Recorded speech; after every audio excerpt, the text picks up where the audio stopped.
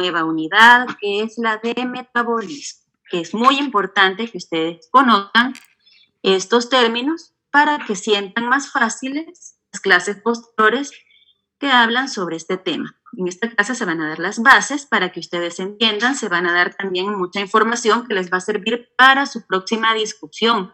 Si ponen atención, pues será más fácil comprender ese tema de discusión, que viene la número 3. Hoy sí comenzamos, porque ya es la hora y es una clase larga. Entonces, como les decía, vamos a iniciar con la primera parte, que trata sobre generalidades del metabolismo.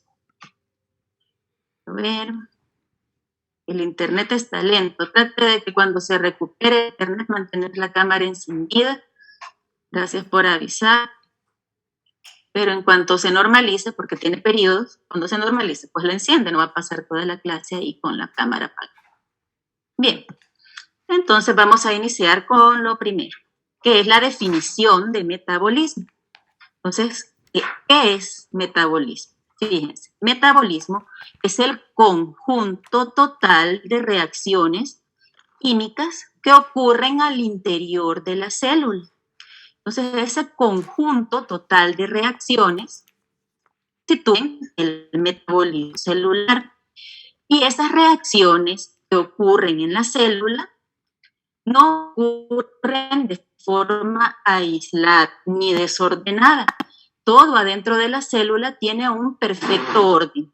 Entonces, esa totalidad de reacciones químicas que ocurren en la célula ocurre engranada o formando parte de un proceso llamado vía metabólica o ruta metabólica. Acá pueden ver un ejemplo de una de las rutas metabólicas más universales que está presente prácticamente en todas las células. Entonces, como es la degradación de la glucosa.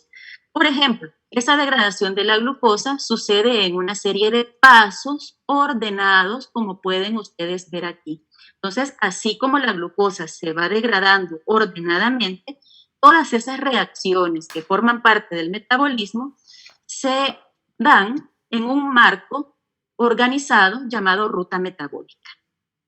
Bien, entonces hoy vamos a ver qué es una ruta metabólica.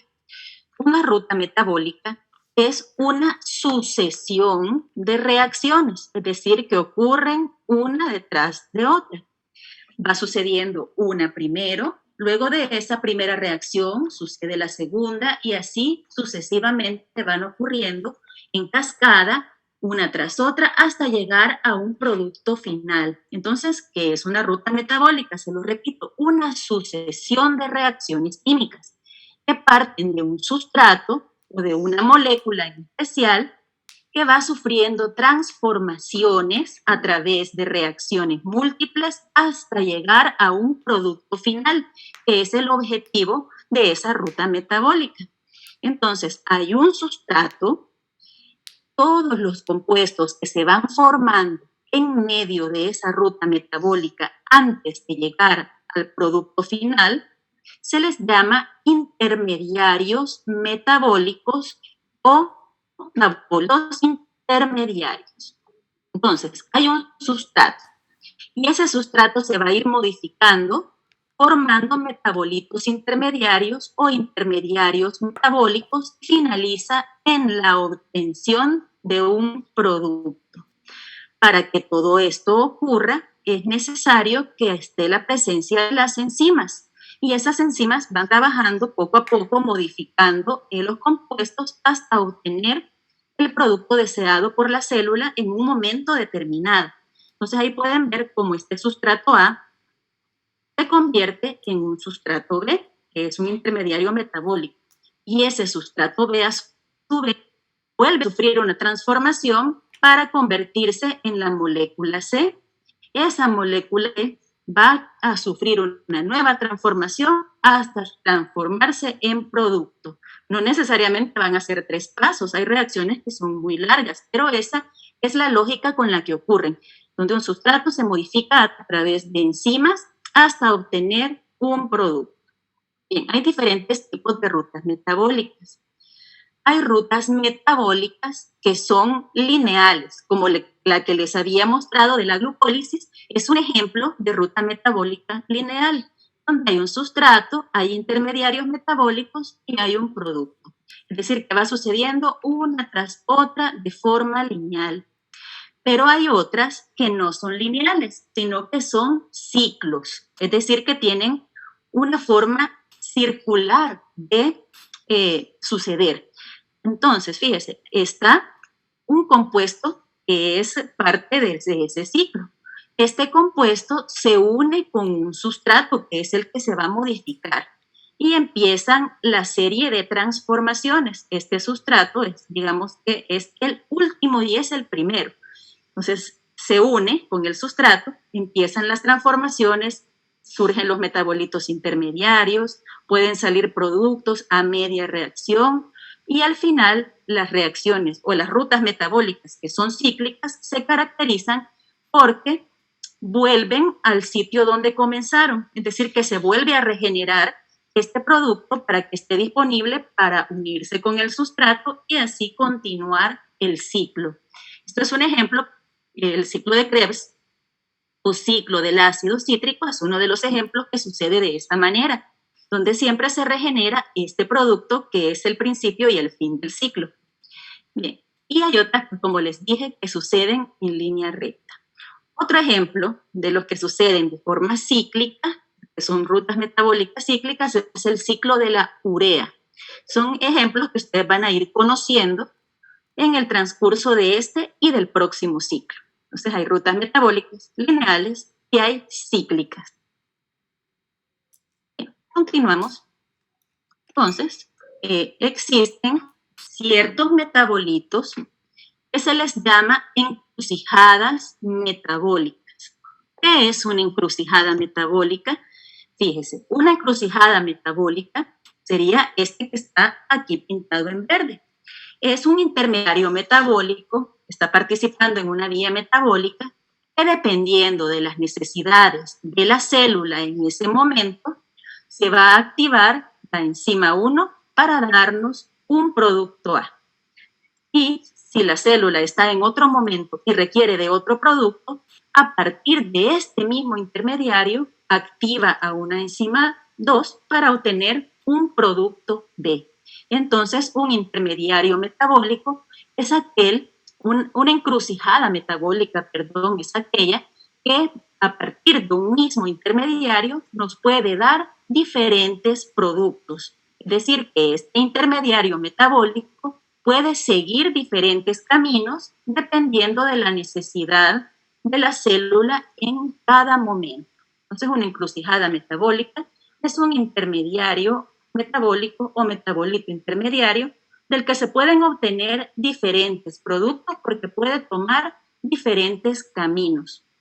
Dentro del metabolismo celular, tres de las principales encrucijadas metabólicas son, es decir, ejemplos de encrucijada metabólica son la glucosa 6-fosfato, que es una forma de cómo la glucosa inicia su degradación, el piruvato y el acetilcoenzima A. Son tres de los principales encrucijadas metabólicas, es decir, que a partir de cada uno de esos compuestos se pueden obtener diferentes productos. Y eso lo vamos a ver en la siguiente imagen. Bien. Aquí podemos ver dentro de un esquema a esos tres intermediarios metabólicos que son encrucijadas. ¿Por qué son encrucijadas? Por ejemplo, acá está la glucosa 6-fosfato. Esa glucosa 6-fosfato es encrucijada porque puede seguir diferentes caminos. Si en la célula hay bastante glucosa, miren, aquí está Goofy, lo vamos a quitar. Me había fijado que estaba dando la clase con Goofy. Bien, la glucosa puede seguir diferentes caminos. Si hay bastante glucosa en la célula, es decir, que si acabamos de comer y hay abundancia de glucosa, entonces la célula va a provocar que esta glucosa 6-fosfato viaje en una vía llamada glucogénesis para formar glucógeno y guardar energía en forma de glucógeno. Es decir, que la glucosa se convierte en glucógeno. Eso es si hay abundancia de glucosa. Ahora, si se necesita obtener energía de esta misma glucosa, entonces sucederá otro camino llamado glucólisis. Y la glucólisis va a permitir al final formar energía para que la célula pueda disponer de ella. Entonces pueden ver cómo la glucosa 6-fosfato puede seguir el camino de la glucogénesis o de la glucólisis. Eso lo van a estudiar más a fondo en la clase de hoy en la tarde. Pero ya saben de que la glucosa 6-fosfato es una encrucijada metabólica por eso. Lo mismo sucede con el piruvato o ácido pirúvico. Después de la glucólisis se obtiene este compuesto llamado piruvato o ácido pirúvico. El piruvato también es una encrucijada porque puede seguir varios caminos. Si no hay oxígeno en la célula, se va a derivar hacia una vía llamada fermentación láctica, que es lo que está señalado en esta flecha. Pero si hay oxígeno en la célula, es decir, estamos en un medio aerobio con oxígeno, ese ácido pirúvico o piruvato va a poder continuar su degradación hacia acetilcoenzima A. Entonces ahí pueden ver cómo puede tomar diferentes vías. Y la última de las encrucijadas metabólicas es el acetilcoenzima A. Si la célula requiere energía, se va a ingresar al ciclo de Krebs o ciclo del ácido cítrico para continuar dando energía. Pero si no se requiere energía en la célula, por ejemplo, ese acetil-CoA se va a ir a la producción de ácidos grasos en una vía llamada lipogénesis. Entonces ahí pueden ver cómo hay encrucijadas metabólicas que toman un camino u otro dependiendo de la necesidad específica de la célula en cada momento del día a día. Bien, ¿qué características tiene el metabolismo? Ahí pueden ver de que es altamente complejo. En este esquema está resumido, digamos, todos los principales procesos metabólicos de la célula. Es organizado porque todo ocurre bajo un orden, es compartimentalizado, viene de compartimiento porque cada reacción tiene un lugar específico para suceder. No suceden todas en el mismo lugar. Algunas suceden en el citosol de la célula. Otras suceden en la mitocondria, en la parte interna de la mitocondria llamada matriz mitocondrial. Otras suceden en la membrana mitocondrial interna. Entonces se dice de que es compartimentalizado porque sucede en diferentes compartimientos, está como organizado en diferentes sitios para que se pueda dar de manera más ordenada. Interrelacionado porque todas estas vías metabólicas se interrelacionan unas con otras. Si una está funcionando, otra se detiene o viceversa. Si esta otra que se detuvo va a funcionar, esta otra se va a detener con el objetivo de que solo se produzca lo que la célula requiere en ese momento. Entonces, los procesos están interrelacionados. Unos se favorecen y otros se inhiben para poder optimizar ese metabolismo. Y se dice que es altamente regulado porque existe regulación de diferentes tipos en este proceso. Por un lado, las hormonas regulan este proceso metabólico, aumentando unos procesos, inhibiendo otros. Entonces hay regulación hormonal. Hay regulación directamente sobre las enzimas, fosforilándolas o desfosforilándolas. Entonces hay muchas formas de cómo este metabolismo es regulado para que haya un equilibrio. Si una hormona se desregula, tenemos ya una patología. Si una enzima no está presente, tenemos ya una patología. Entonces se regula a partir de las enzimas que se activan e inactivan y de las hormonas que están ahí pendientes para poder echar a andar esos procesos. Bien, entonces esas son las características. Entonces, el control principal del metabolismo lo ejercen las enzimas. Por eso las enzimas se llaman unidades del metabolismo. A las enzimas ya las conocen, no vamos a entrar en eso porque ya tuvieron su clase de enzimas. Entonces, ¿para qué ocurre? ¿Cuáles son las finalidades del metabolismo? La más importante, digamos así, es obtener la energía que necesitamos para vivir. La célula necesita energía y entonces el metabolismo le provee de esa energía a los organismos heterótrofos como nosotros, pues esa energía viene de los alimentos que van a ser degradados para producirla. Y en el caso de los autótrofos, como las plantas, pues obtendrán energía a través de la luz solar y esos procesos metabólicos que realiza la célula. Entonces, una de las funciones del metabolismo es producir la energía necesaria para la vida. Otra función del metabolismo es que todo aquello que comemos, aquellos grandes bloques estructurales, aquellos polímeros, tienen que ser degradados hasta moléculas muy chiquititas para poder generar energía. Entonces, hay una conversión de esos alimentos que se van degradando en energía. Bien, y aparte de eso, no solo se genera energía, sino que a través del metabolismo se construyen moléculas que son necesarias para la célula. Entonces, aparte de degradar macromoléculas, también el metabolismo tiene la capacidad de formarlas, si son necesarias en un momento determinado. ¿Qué otra función? Dentro del metabolismo hay moléculas especializadas, como lo había mencionado yo, las hormonas, también los neurotransmisores y otra serie de elementos que regulan la función corporal. Entonces, dentro del metabolismo está esas moléculas reguladoras especializadas van a estar presentes. El metabolismo se garantiza de que se estén sintetizando y degradando en la proporción adecuada. Entonces, esas son las principales 4 funciones u objetivos del metabolismo. Bien, ¿cómo se clasifica? Se clasifica en anabolismo y catabolismo. El anabolismo se caracteriza porque a partir de moléculas pequeñas, simples, el metabolismo anabólico se va a encargar de unirlas y ir construyendo moléculas para formar moléculas grandes. Entonces va de moléculas sencillas a macromoléculas o moléculas grandes. Para esto se requiere ATP, se requiere invertir energía. Como que usted esté construyendo una pared. Entonces necesita dinero para comprar los ladrillos y el cemento y el hierro, todo lo que necesita para construir la pared. Entonces las reacciones anabólicas requieren de energía, así como nosotros requiriéramos de dinero para comprar materiales de construcción y construir. Entonces, para el anabolismo se requiere de energía en forma de ATP para que a partir de moléculas sencillas se formen moléculas complejas. El catabolismo es lo contrario, es cuando ingresan moléculas complejas a nuestro organismo. Hay moléculas complejas que deben ser degradadas hacia moléculas simples. Entonces, en esa degradación de estas moléculas se genera energía. Entonces, en el catabolismo, específicamente, es en la parte del metabolismo donde al degradarse esas moléculas grandes hacia moléculas sencillas, se genera la energía necesaria en forma de ATP para que la vida se dé.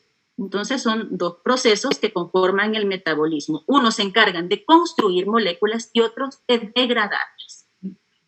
Bien. Vamos a hablar específicamente ahorita del catabolismo. ¿Por qué se caracteriza el catabolismo? Porque la mayoría de sus reacciones son de degradación.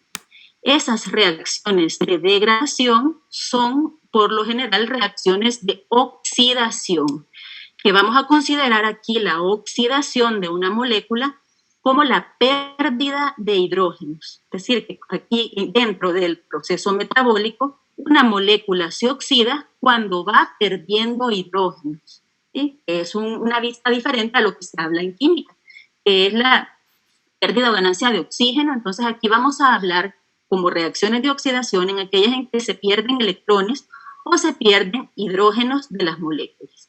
Entonces, en el catabolismo son reacciones de degradación, son reacciones de oxidación con pérdida de hidrógenos y requieren de la participación muy importante de coenzimas, como son el NAD, que se transforma en NADH para llevar esos hidrógenos que están siendo arrancados de las moléculas. Como ya les había dicho, el catabolismo produce energía. Son reacciones de tipo exergónico que nos permiten la formación de ATP. Y se dice que son convergentes porque diferentes productos, tenemos carbohidratos, tenemos lípidos, tenemos proteínas, de ese conjunto de grupo de moléculas vamos a formar los mismos intermediarios metabólicos, es decir, de que de diferentes compuestos se forma uno solo, convergen en la formación de un solo compuesto. Por eso se dice que son convergentes. Y aquí vamos a ver las diferentes etapas. Ojo, esto es el catabolismo, el que se encarga de degradar macromoléculas hacia moléculas sencillas. Tiene 3 etapas. Dentro del catabolismo podemos ver que hay una etapa 1, donde lo que comemos, que son proteínas, carbohidratos en forma de polisacáridos y grasas, lípidos complejos, van a sufrir un proceso de degradación hasta sus bloques estructurales como monómeros. Por ejemplo, las proteínas, que están formadas por aminoácidos, van a descomponerse hasta conseguir esos monómeros. Lo mismo con los polisacáridos, van a degradarse hasta conseguir la presencia de azúcares simples o monosacáridos. Monosacáridos que son esos monómeros de los carbohidratos. Y en el caso de los lípidos se obtendrán ácidos grasos y glicerol. Entonces, esa es la etapa 1, donde la macromolécula se va a descomponer a su monómero correspondiente. De la macromolécula se formará su bloque estructural. Esa es la etapa 1 del catabolismo. Luego, cuando ya se consiguió ese monómero, entra la etapa 2. En la etapa 2 es un proceso convergente donde todos los productos, ya sean aminoácidos, ya sean monosacáridos como la glucosa o los ácidos grasos, los 3 van a converger en un mismo metabolito llamado acetilcoenzima A. Por eso se dice que es un proceso convergente, porque inicia con diferentes compuestos y convergen o se reúnen en este metabolito llamado acetilcoenzima A. En esta segunda etapa, donde los monómeros se degradan hasta acetilcoenzima A, se producen cantidades limitadas de energía y de coenzimas reducidas. Entonces, estos son elementos importantes para entender de que ya se empieza a formar la energía dentro del catabolismo, pero a un ritmo lento y en poca cantidad. Ahora bien, esa es la etapa 2, desde monómeros hasta acetilcoenzima A. Luego tenemos la tercera etapa, donde el acetilcoenzima A, que es ese metabolito donde convergieron las macromoléculas, va a descomponerse, va a entrar al ciclo de Krebs y se van a formar los productos finales del catabolismo, que son CO2. Después del ciclo de Krebs continúa otra vía llamada cadena transportadora de electrones.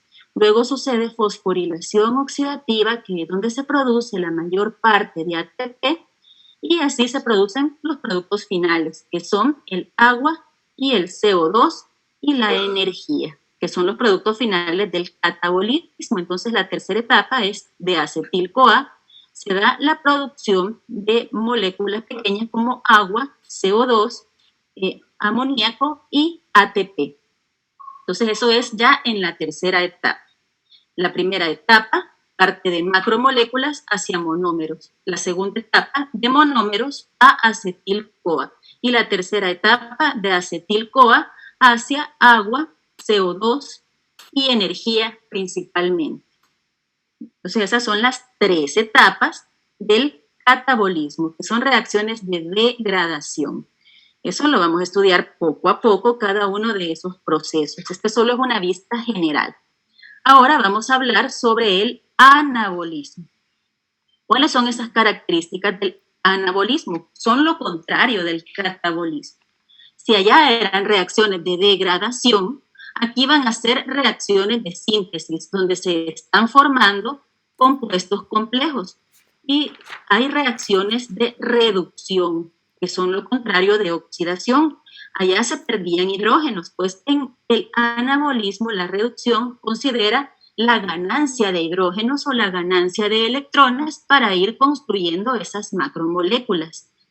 Allá se requería de NAD, aquí se requiere de NADP, es decir, que lleva fosfato, para poder donar esos electrones en forma de NADPH. El NADPH es una coenzima que dona esos hidrógenos para poder construir las moléculas. Por eso se le llama al NADPH poder reductor, porque tiene esa capacidad de donar hidrógenos para reducir a las moléculas y construir esas moléculas en formación.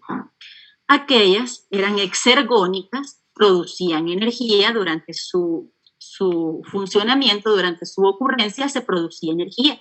Aquí no, aquí son endergónicas porque se va a requerir de energía para poder construir.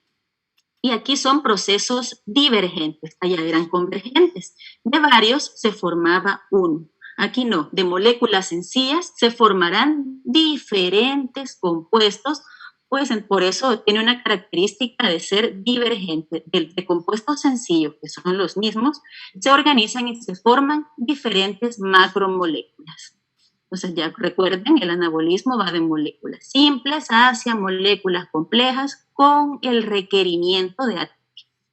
Entonces esto es el anabolismo. Aquí lo podemos ver en este esquema, donde moléculas sencillas como el CO2, el agua, el oxígeno, el amoníaco, todos esos se organizarán y requiriendo de energía, irán formando ácidos grasos, nucleótidos, monosacáridos, aminoácidos, y estos bloques estructurales, a su vez, requiriendo de energía, formarán las macromoléculas, que son las proteínas, los carbohidratos, los ácidos nucleicos y los lípidos, que ya son más complejos, como los triglicéridos y otros lípidos.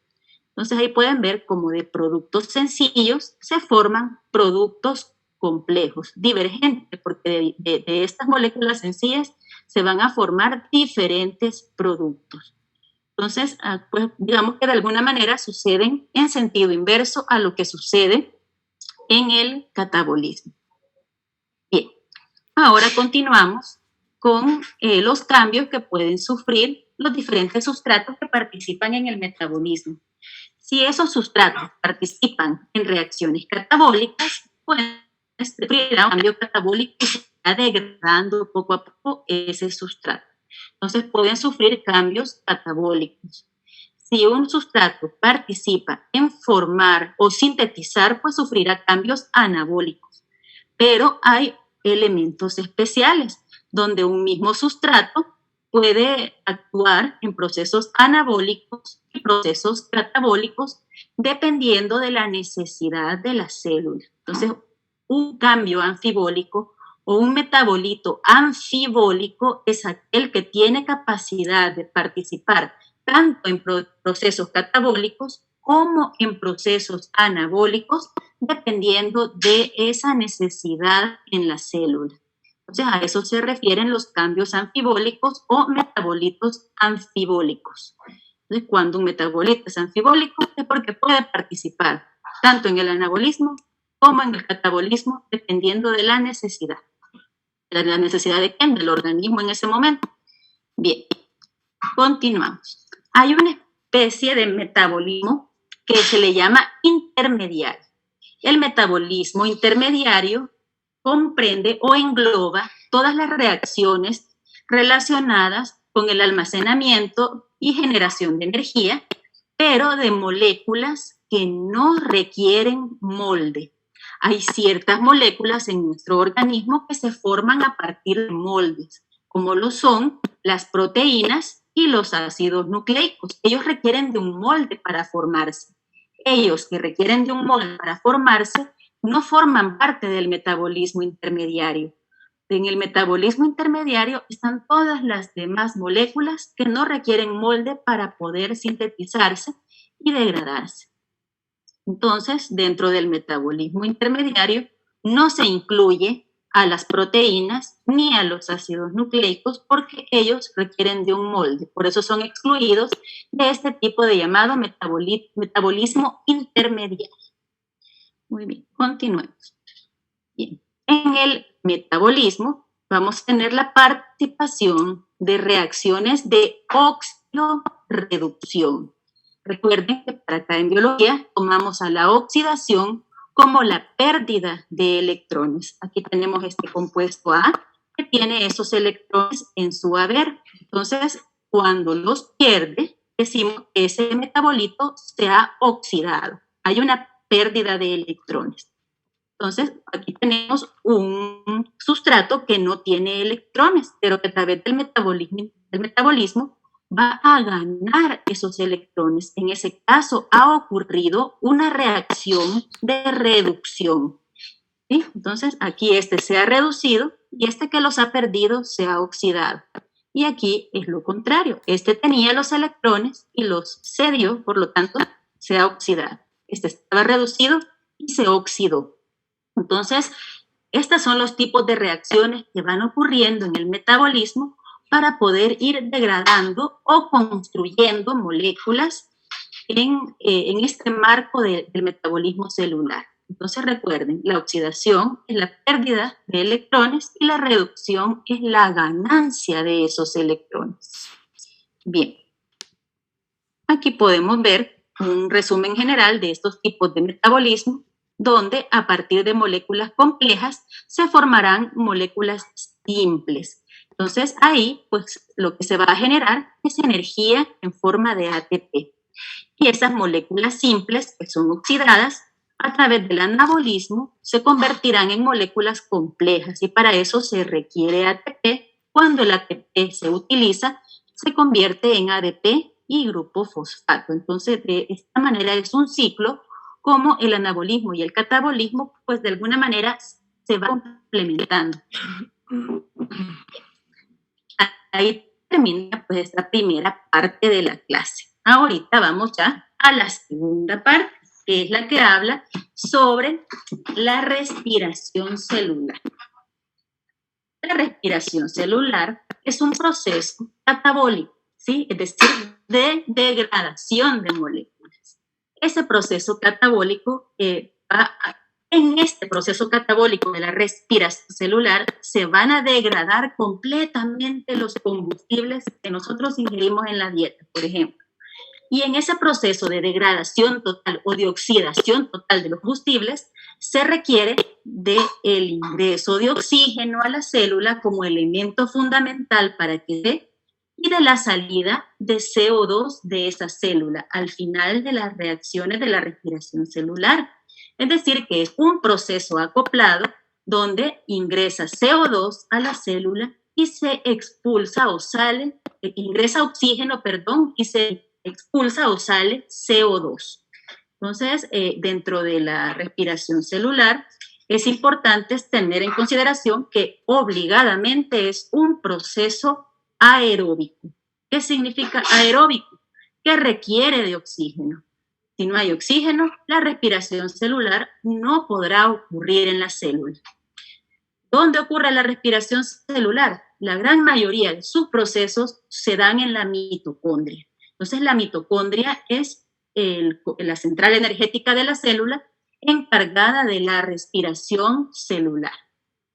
Bien, entonces aquí podemos ver los sustratos, lo que requerimos para la respiración celular y lo que se produce al final de la respiración celular. Como ya dijimos, se requiere de la presencia de oxígeno en la célula, un requerimiento fundamental. También se requiere de un combustible que se va a oxidar completamente. Aquí aparece la glucosa porque es el combustible principal de nuestras células.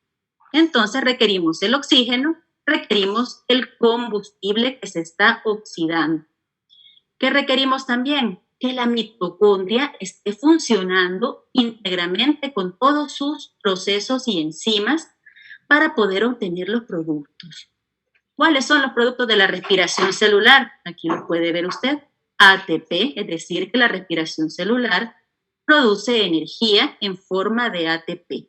En el caso de la glucosa, una molécula de este compuesto nos va a dar de 36 a 38 moléculas de ATP, pero eso varía dependiendo del tipo de combustible que esté incorporándose y degradándose. Aparte de la energía en forma de ATP, obtendremos agua como producto final. y el CO2 a liberar también como producto. Entonces se requiere oxígeno, combustible y la mitocondria funcionando y se produce energía, agua y CO2 como productos finales. Bien, vamos a ver ahora la siguiente diapositiva, donde recordarles lo que ya mencionamos, se lleva a cabo en la mitocondria, se requiere oxígeno, se elimina CO2 y pues es necesaria obligatoriamente la presencia de ese oxígeno para que ocurra. Aquí están los productos finales. Nada más una diapositiva de repaso para que a ustedes les quede claro en qué consiste esto de la respiración celular, cuáles son los requerimientos y cuáles son esos productos. Bien, aparte de eso, pues para que todo este proceso ocurra, es necesario que todas las enzimas que pertenecen a las rutas catabólicas estén funcionando óptimamente. Es decir, que todos estos procesos catabólicos requieren de rutas catabólicas catalizadas por un sinfín de enzimas que deben estar ahí presentes. Esas enzimas tienen que tener en su estructura coenzimas o grupos prostéticos que colaboren con su función. ¿Qué van a hacer estas coenzimas o grupos prostéticos? Ayudarle a las enzimas a trasladar hidrógenos, a trasladar electrones. Vamos a ver quién se acuerda, a ver mi vecino para que despierte, ¿quién está aquí?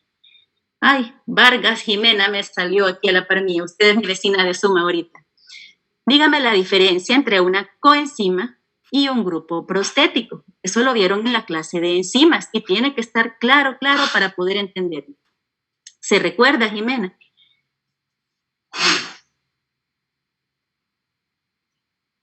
Creo, Sí, diga. creo que son como, creo que las coenzimas son como la parte que se une para digamos, que funcione la enzima, y los grupos prostéticos no se unen como directamente, si no mal recuerdo.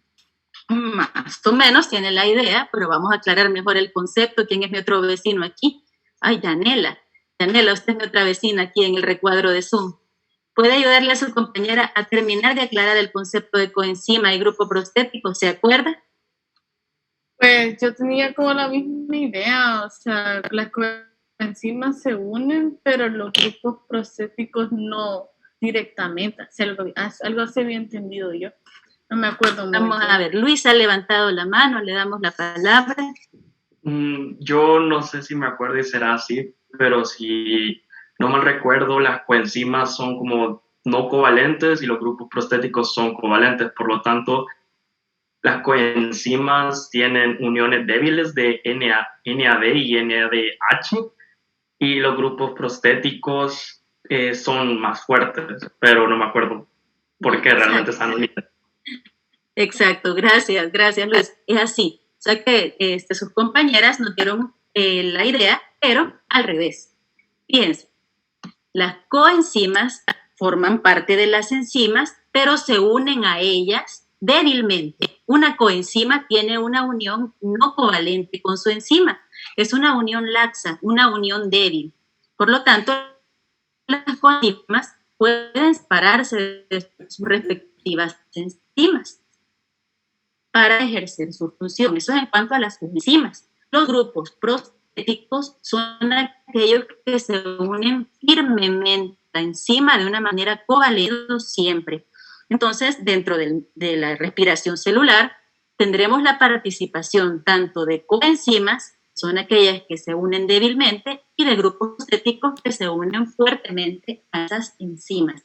Que no se los olvide esa diferencia. Coenzima, unión débil. Grupo prostético, unión fuerte. Bien. ¿Qué más se necesita? Que estas coenzimas y los grupos prostéticos colaboren llevando los hidrógenos o electrones que han extraído de los combustibles hasta la mitocondria.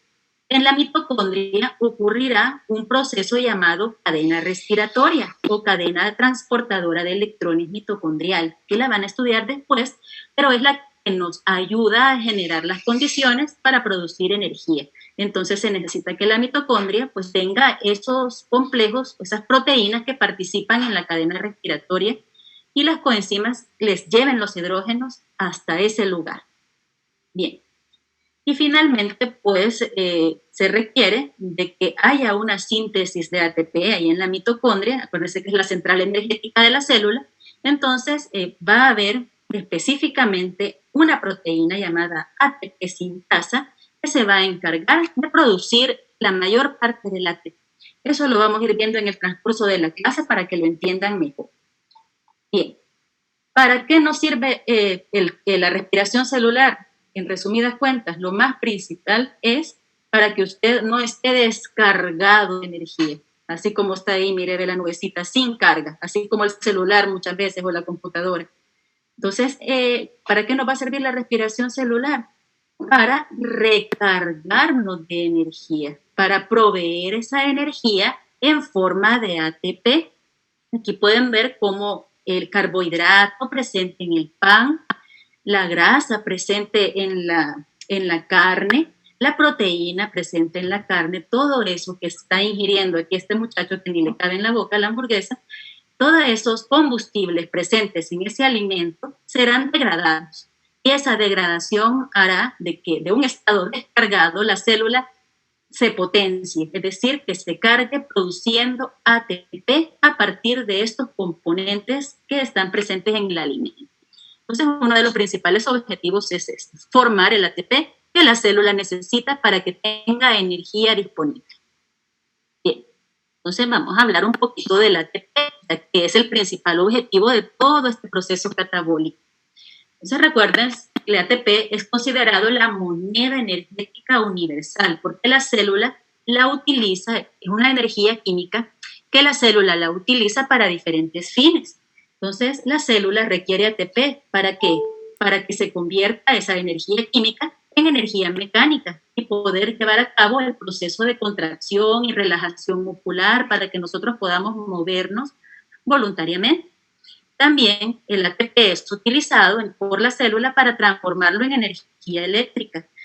La energía eléctrica es necesaria para la conducción de los impulsos nerviosos a través del sistema nervioso central y su red de nervios y su red de neuronas por todo el organismo. También el ATP se utiliza como energía osmótica. Acuérdense del transporte activo que acabamos de estudiar en las clases pasadas. Ese transporte activo, cuando se da en contra del gradiente, requiere de ATP para poder ingresar solutos, solventes, solutos a las células, solutos son en ese caso, para poder ingresar iones, para poder ingresar moléculas a través de esas proteínas que median el transporte a través de la membrana. Entonces, esas son algunas de las funciones del ATP dentro de las células. Bien, ahora vamos a ver el ATP. Vamos a ver cómo están las memorias. ¿Quién está hoy aquí debajo de mí? Erika Paola Hernández está aquí conmigo. Erika, ¿se acuerda usted qué tipo de molécula es esta? Está formada por 3 componentes, lo vimos en una de las clases anteriores. ¿Qué componente, hablando químicamente, esta estructura corresponde a qué compuesto? Yo recuerdo que era un nucleótido. Muy bien, gracias, Erika, es correcto, es un nucleótido. Entonces, el ATP, o moneda energética, es un nucleótido. Tiene naturaleza nucleotídica. Vamos a ver quién más se acuerda.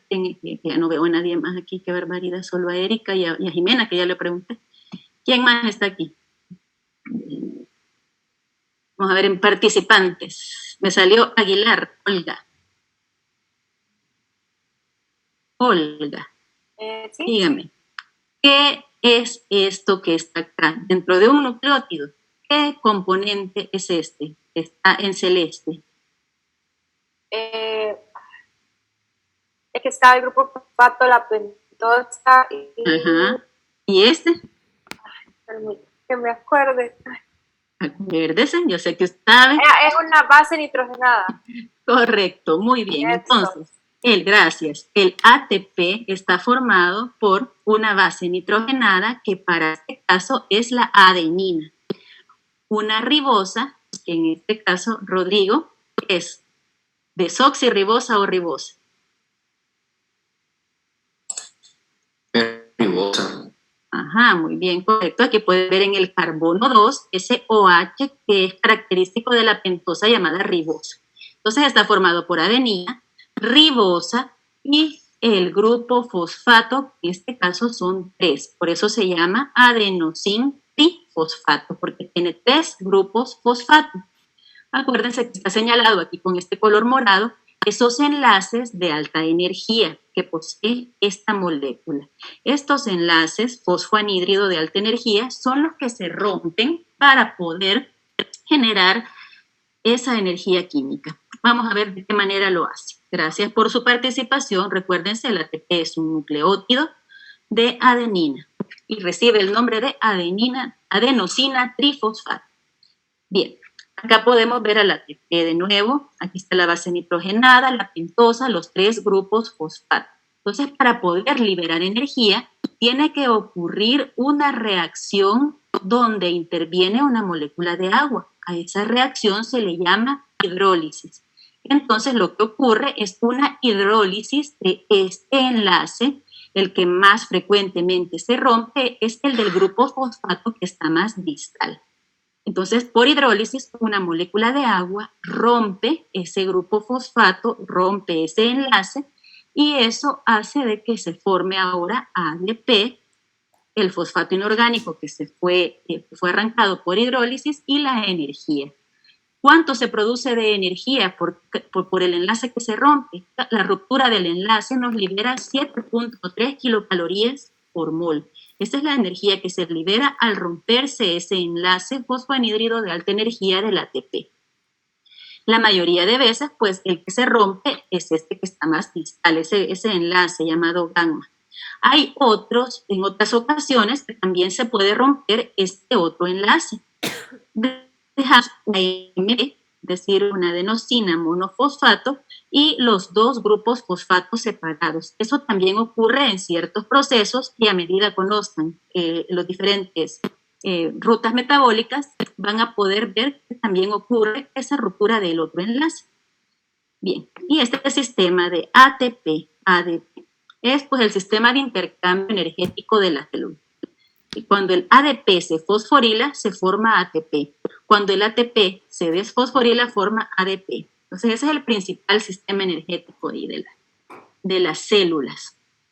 Bien, continuando ya con la respiración celular, pues vamos a decir de que los principales combustibles que van a ser sometidos a este proceso de degradación completa en la respiración celular son los carbohidratos o hidratos de carbono y las grasas. El principal son los hidratos de carbono. También las grasas proveen de energía, pero lo que es importante que sepan que las proteínas y los aminoácidos se pueden utilizar para producir energía, pero el cuerpo, nuestro organismo, la célula, no va a tomar ni a las proteínas ni a los aminoácidos como una fuente primaria de energía, ya que son tan importantes las proteínas en la célula y son tan versátiles que los aminoácidos que se produzcan de las proteínas, que vienen de las proteínas, serán reciclados y utilizados para formar nuevas proteínas. Entonces, las proteínas no forman una fuente de energía primordial. Se pueden utilizar solo en condiciones especiales, cuando hay un ayuno prolongado, un periodo de inanición, es decir, alguien que no ha podido comer durante días. En ese momento, las proteínas pueden llegar a ser parte de la fuente de energía, pero normalmente lo que estamos nosotros degradando son los carbohidratos y las grasas. Entonces, esta es una forma cómo se representa la respiración celular a partir de una molécula de glucosa, porque es el principal combustible. Sin embargo, ya saben ustedes que las grasas también se someten a este proceso.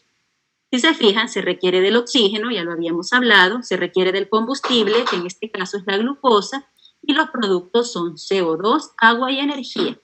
Se los repito porque tienen que saber que estos carbonos que se están liberando en la respiración celular precisamente provienen de los carbonos que forman a los combustibles. los carbonos que forman a los hidratos de carbono y a las grasas. Son esos carbonos los que se están degradando al final del proceso en forma de CO2. Se requiere también de hidrógenos. ¿De dónde vienen esos hidrógenos y de dónde viene este oxígeno? Eso es lo que vamos a estudiar en las siguientes diapositivas. Necesitamos oxígeno, por supuesto. ¿De dónde viene ese oxígeno para que la célula trabaje y haga la respiración celular? Viene del aire que respiramos, viene del intercambio gaseoso que hacemos al inspirar.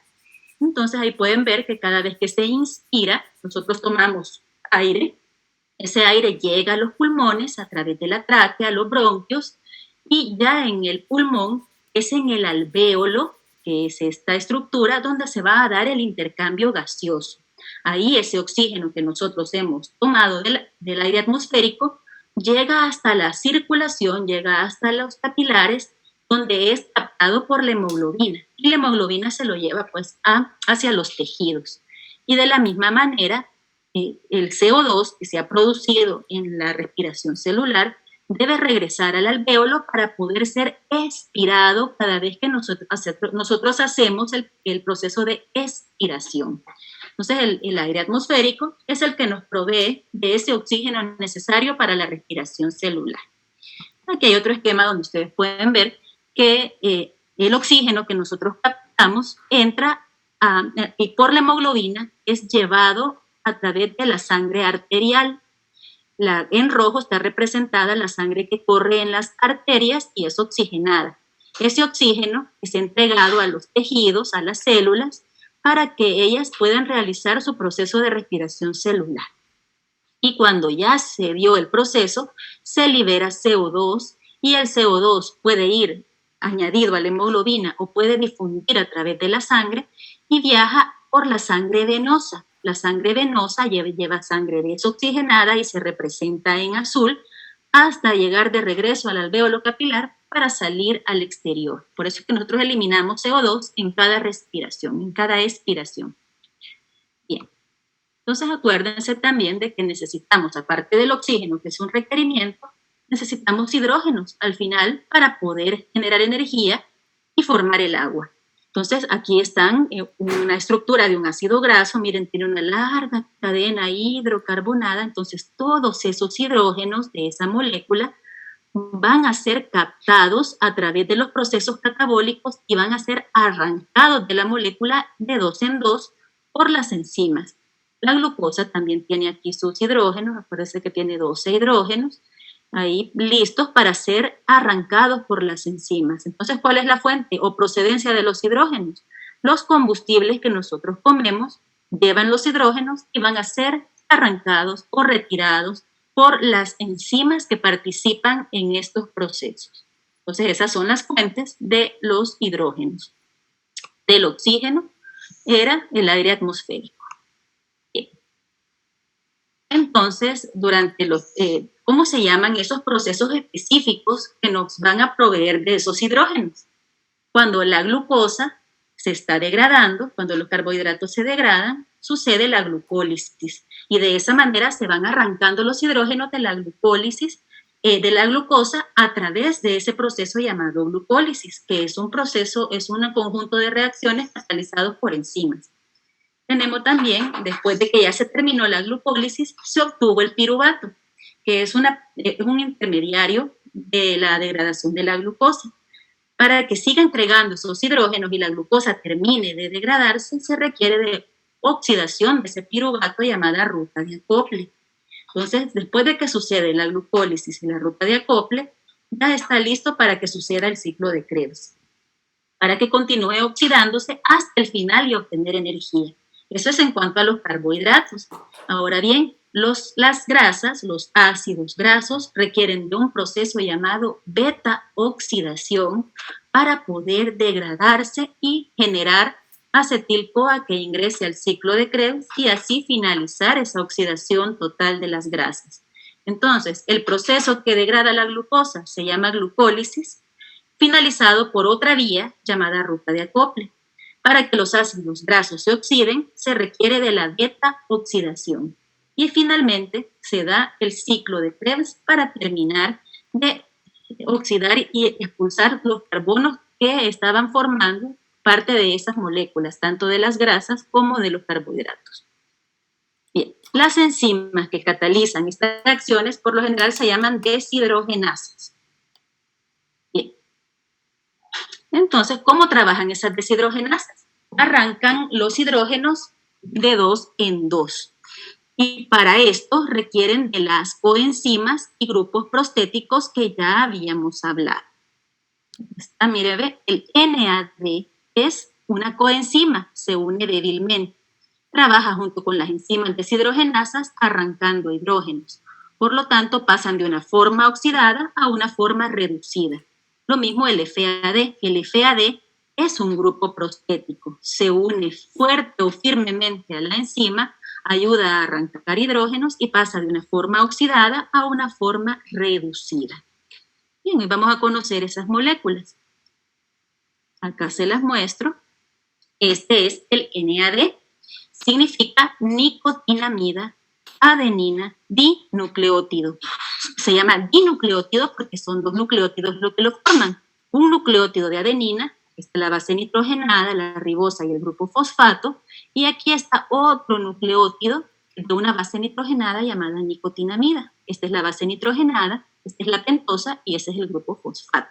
Entonces, esta coenzima está formada por 2 nucleótidos, uno de adenina y uno de un compuesto llamado nicotinamida, que proviene de la vitamina B3, es decir, que forma parte de la vitamina del complejo B, de las vitaminas del complejo B. Bien, entonces este compuesto, cuando está reducido, ahí pueden ver que solo tiene un hidrógeno. Y cuando participa en las reacciones catabólicas, se captan 2 hidrógenos, y aquí está 2 electrones y un protón cargados en la molécula, y siempre va a ir un protón a la par, por eso se pone más H. O sea, son cuestiones químicas de esta molécula, que esta es la forma de portar los hidrógenos que arrancan. Bien, entonces acá está esta molécula reducida. Y luego tenemos el FAD, que significa flavina, adenina, dinucleótido. Esto es también 2 nucleótidos. Aquí está el nucleótido de adenina y aquí está el nucleótido de flavina, que cuando no ha captado hidrógenos, aquí pueden ver esos hidrógenos, esos nitrógenos en amarillo, en forma oxidada. Y aquí, cuando ya captó los hidrógenos, estos nitrógenos son capaces de portar esos hidrógenos necesarios para que ocurra la respiración celular. Entonces, acuérdense, FAD es un grupo prostético, NAD una coenzima.